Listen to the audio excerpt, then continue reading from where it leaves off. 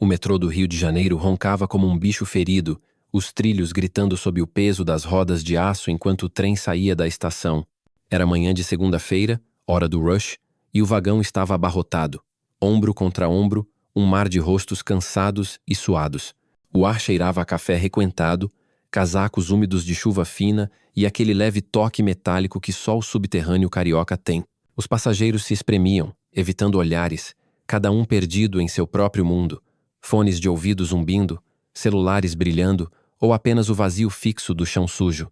O som do trem, um rugido constante, misturava-se ao chiado das portas e ao murmúrio abafado do sistema de som, anunciando a próxima parada, quase inaudível sob o barulho. Era o rio, pulsante e caótico, onde até o silêncio parecia ter pressa. Perto das portas, uma mulher de meia-idade estava de pé, quieta, quase invisível. Seu cabelo grisalho estava preso num coque simples, o casaco bege abotoado até o pescoço e uma bolsa de pano agarrada ao peito como se fosse um escudo. Dentro, havia uma garrafa de suco de laranja, um pão francês fresquinho e algumas mangas maduras, compradas na feira da manhã, como ela fazia toda semana desde que se aposentou. Sua postura era cuidadosa, respeitosa, ocupando o mínimo de espaço possível, como se pedisse licença só por existir. Ela balançava suavemente com o movimento do trem, os olhos baixos mais alertas, absorvendo o ritmo da cidade que nunca para. Do outro lado, esparramado num assento, um rapaz jovem, uns 20 anos, dominava o espaço. Camiseta larga, boné virado para trás, fones de ouvido soltando um batidão que ecoava mesmo de longe.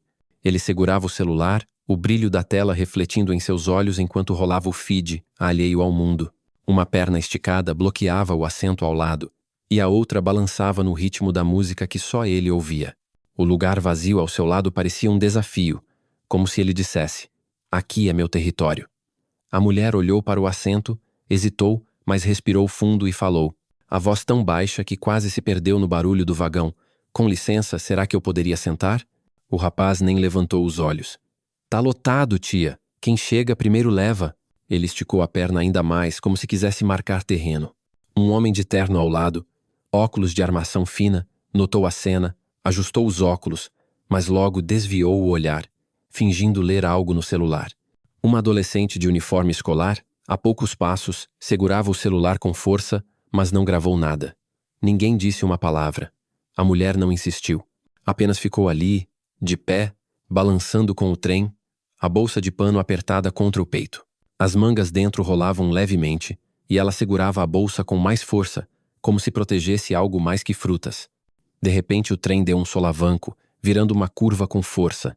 As luzes piscaram, o vagão tremeu, e a mulher se segurou no corrimão, o corpo inclinado para evitar cair. Seu ombro roçou de leve o braço do rapaz. Ele se afastou com um movimento exagerado, como se tivesse sido atacado. "Ei, não encosta em mim, véia."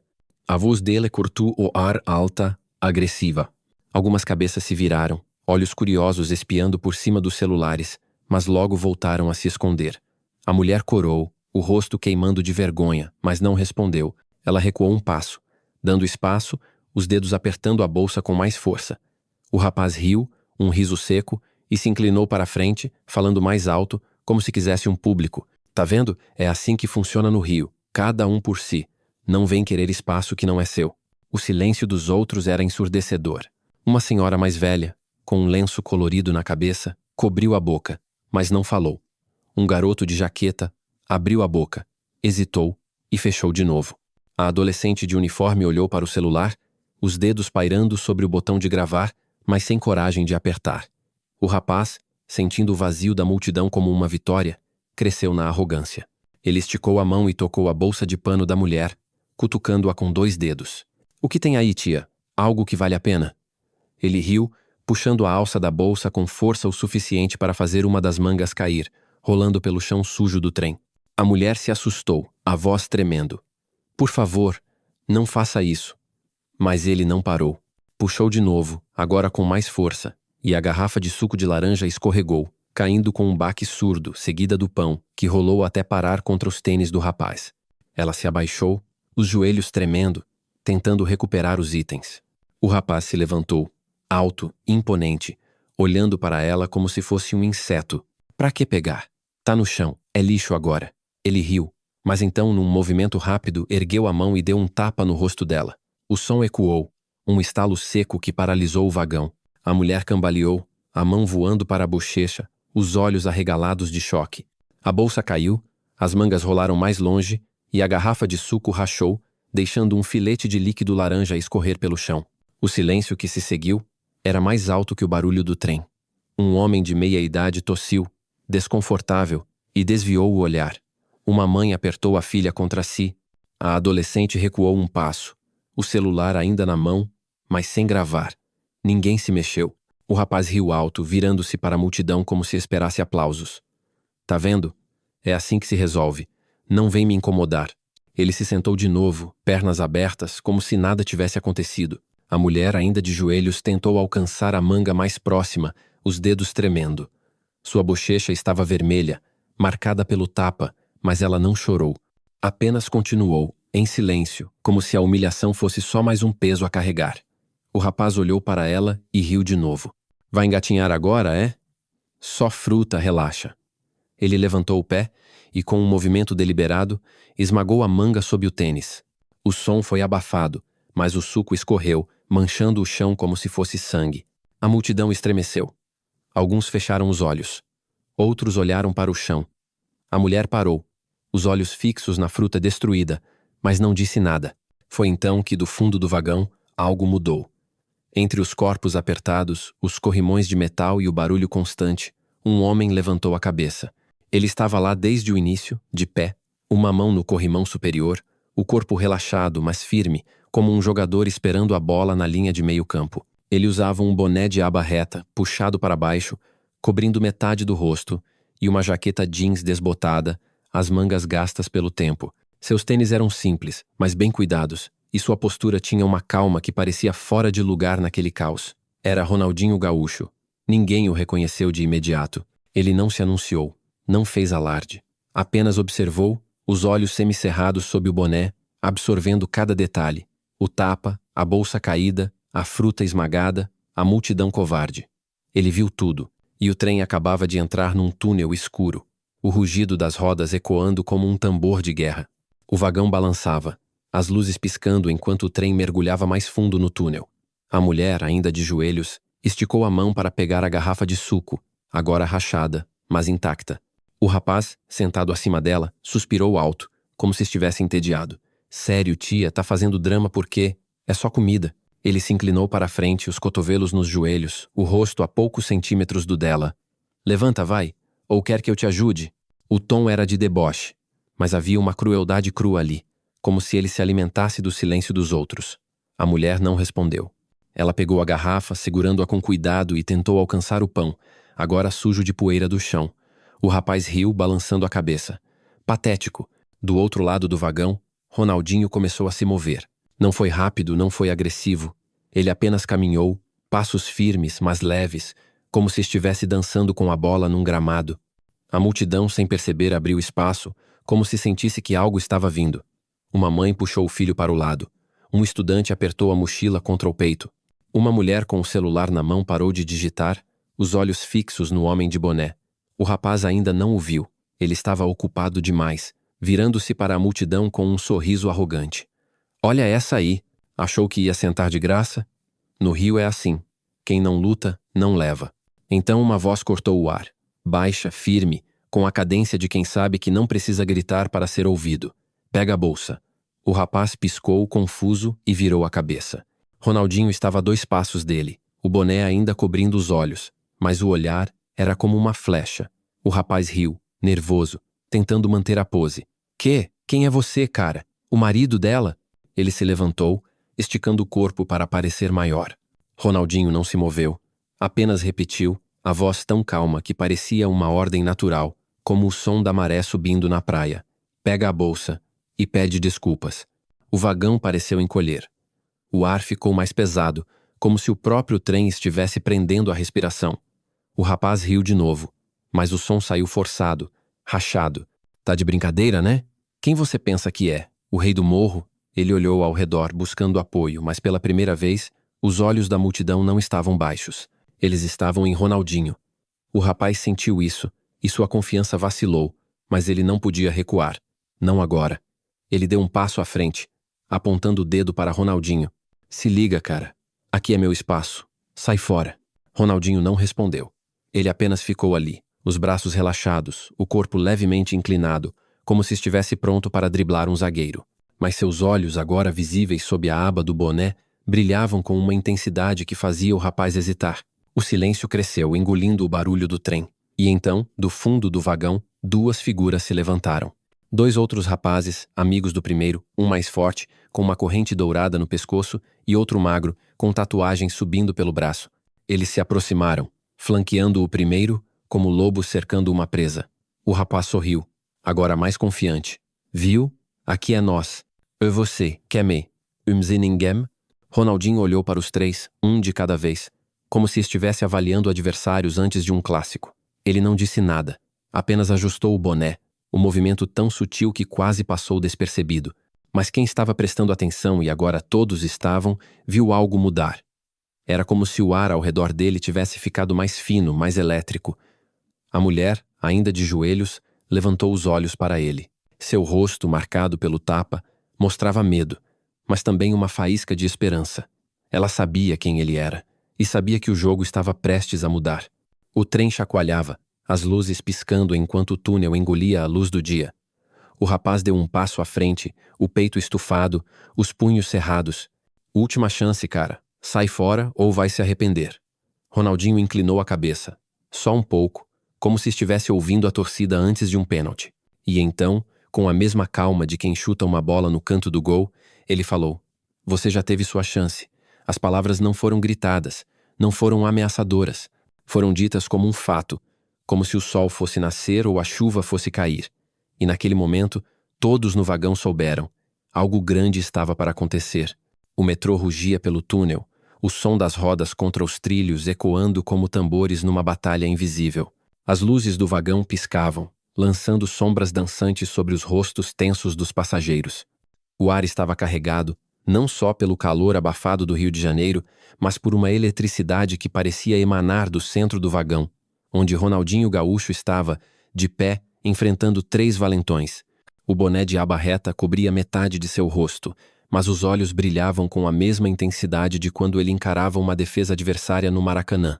O rapaz que havia esbofeteado sua esposa, agora flanqueado por dois comparsas, tentava manter a pose, mas sua voz tremia levemente, traída pela tensão. Você acha que é quem, cara? Aqui é nosso território. Ele apontou o dedo, mas o gesto parecia mais um pedido de apoio do que uma ameaça. Ronaldinho não respondeu. Apenas ficou ali, o corpo relaxado, mas firme, como se estivesse esperando o apito inicial de uma partida. O vagão parecia um palco, e todos os passageiros, atores mudos, assistiam ao confronto com a respiração suspensa. Uma mãe apertava a mão da filha, os olhos arregalados.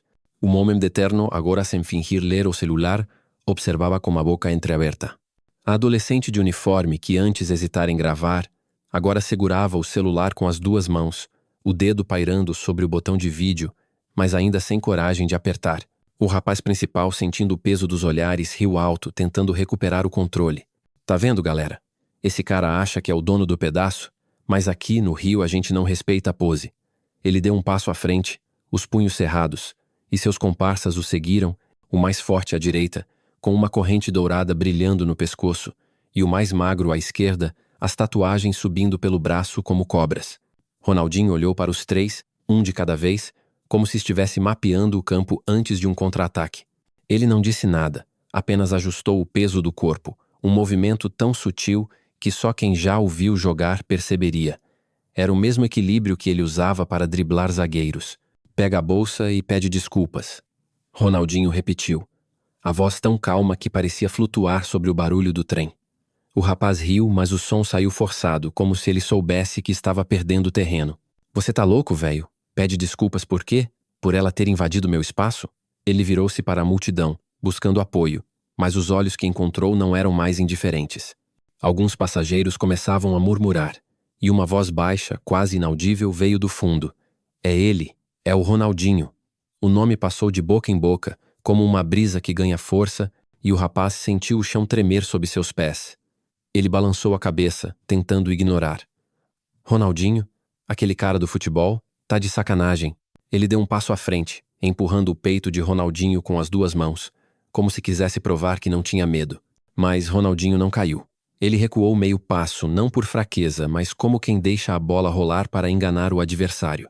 Num movimento fluido, quase dançante, ele girou o corpo, desviando do empurrão, e deixou o rapaz tropeçar no próprio impulso, caindo contra o corrimão com um grunhido. O vagão explodiu em suspiros abafados. O comparsa mais forte, com a corrente dourada, avançou, erguendo o punho como se fosse um martelo. Ronaldinho, com a mesma leveza de um samba, inclinou-se para o lado, deixando o soco cortar o ar, e usou o ombro para empurrar o homem contra o assento vazio. O impacto foi seco, e o homem ficou lá, ofegante, segurando o peito. O comparsa magro tentou atacar por trás, mas Ronaldinho, como se tivesse olhos na nuca, girou nos calcanhares, desviou do golpe e deixou o homem tropeçar nos próprios pés, caindo de cara no chão. O vagão inteiro parecia vibrar, não pelo trem, mas pela dança precisa e silenciosa de Ronaldinho. A multidão agora não escondia mais o espanto.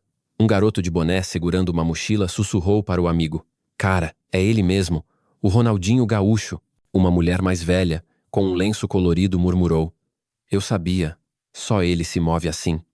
Celulares começaram a ser erguidos, não mais com hesitação, mas com reverência, como se capturassem um momento histórico. Ronaldinho, no entanto, não parecia notar. Ele se abaixou, pegou a bolsa de pano caída e a segurou com cuidado, verificando se a garrafa de suco rachada ainda aguentava.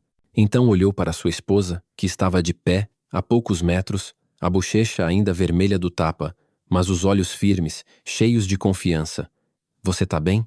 Ele perguntou, a voz tão suave que parecia uma carícia. Ela assentiu, segurando as lágrimas. "Tô, amor. Só cuida disso." O rapaz principal, agora de pé, esfregava o braço onde havia batido no corrimão. Ele olhou para Ronaldinho, depois para os comparsas no chão, e a raiva substituiu o medo. "Você acha que acabou? Aqui é Rio, cara. A gente não cai tão fácil." Ele estalou os dedos, e do fundo do vagão uma quarta figura se levantou. Ninguém o havia notado até agora. Ele era diferente dos outros, quieto, encapuzado, com as mãos enfiadas nos bolsos de um moletom escuro. Ele não gritava, não fazia pose. Apenas caminhou, passos lentos, mas decididos, como um predador que não precisa correr para caçar. Os passageiros mais próximos recuaram, sentindo o perigo. Uma mulher sussurrou: "Quem é esse cara?" Mas não havia tempo para respostas. O encapuzado parou a poucos passos de Ronaldinho, tirou a mão do bolso e revelou um bastão de madeira, curto, mas reforçado, do tipo que seguranças usam em bares. Ele o segurava baixo, quase displicente, mas seus olhos eram frios, calculistas. Ronaldinho o encarou, sem recuar, mas também sem avançar. O rapaz principal sorriu, recuperando a confiança. Viu? Agora é com ele. Boa sorte, Ronaldinho. O encapuzado não disse nada. Ele apenas girou o bastão na mão, um movimento rápido, e avançou, mirando o ombro de Ronaldinho. O golpe veio como um raio, e o som do impacto ecoou no vagão, um baque surdo que fez todos estremecerem. Ronaldinho cambaleou, o ombro direito cedendo sob a força, e um filete de sangue escorreu por baixo da manga da jaqueta. Sua esposa gritou, levando as mãos à boca. A multidão engasgou.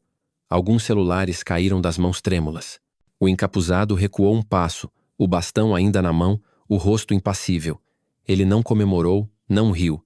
Apenas observou, como se esperasse Ronaldinho cair. Mas Ronaldinho não caiu. Ele respirou fundo, os olhos semicerrados, e endireitou o corpo, ignorando a dor que pulsava no ombro. O sangue pingava no chão, mas sua postura era a mesma de quando enfrentava uma marcação cerrada no campo, firme, inabalável. Ele olhou para o encapuzado, e algo em seu olhar fez o homem hesitar, o bastão tremendo levemente na mão.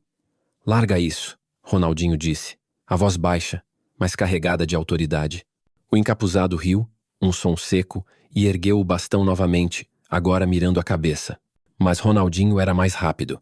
Ele girou o corpo, desviando do golpe por milímetros, e com um movimento fluido, segurou o pulso do encapuzado, torcendo-o com precisão. O bastão caiu, rolando pelo chão do vagão, e o homem tentou se soltar. Mas Ronaldinho o segurava como se fosse uma bola que ele não deixaria escapar. Ele não torceu mais, não precisava. Apenas empurrou, leve, mas firme. E o encapuzado caiu sentado, o ar escapando de seus pulmões. O vagão explodiu em murmúrios, alguns aplausos tímidos ecoando. Ronaldinho não olhou para a multidão. Ele se abaixou, pegou o bastão e o jogou para o canto, como se fosse um objeto sem importância. O rapaz principal, agora pálido, recuou até encostar na porta do trem. Você tá louco, cara? Isso não acaba assim.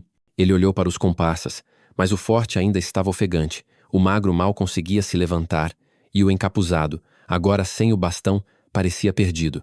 Ronaldinho caminhou até a bolsa de pano, pegou-a com cuidado e a entregou à esposa, que agora estava de pé, os olhos brilhando com uma mistura de orgulho e alívio. Desculpa pela bagunça, ele disse, com um meio sorriso. O mesmo sorriso que encantava estádios. Ela balançou a cabeça, segurando a bolsa com força. Você nunca faz bagunça, amor. Mas o confronto ainda não havia acabado. O rapaz principal, desesperado para salvar a cara, pegou a garrafa de suco rachada do chão e a jogou contra Ronaldinho, mirando seu peito. Ronaldinho desviou com um movimento de corpo, como se estivesse driblando um carrinho, e a garrafa se espatifou contra a parede, o suco laranja espirrando como uma pintura caótica. O rapaz gritou: Você acha que é intocável? Aqui é Rio, cara, a gente volta. Ele tentou correr para o outro lado do vagão, mas as portas estavam fechadas, o trem ainda no túnel. Ele bateu no painel de emergência, gritando: Abre, abre logo! Mas ninguém respondeu. Ronaldinho não o perseguiu. Ele apenas ficou ali, o ombro sangrando, o boné ligeiramente desalinhado, mas o olhar firme como sempre. Ele olhou para a esposa, depois para a multidão, e algo mudou no ar. Os passageiros não estavam mais apenas assistindo, eles sentiam.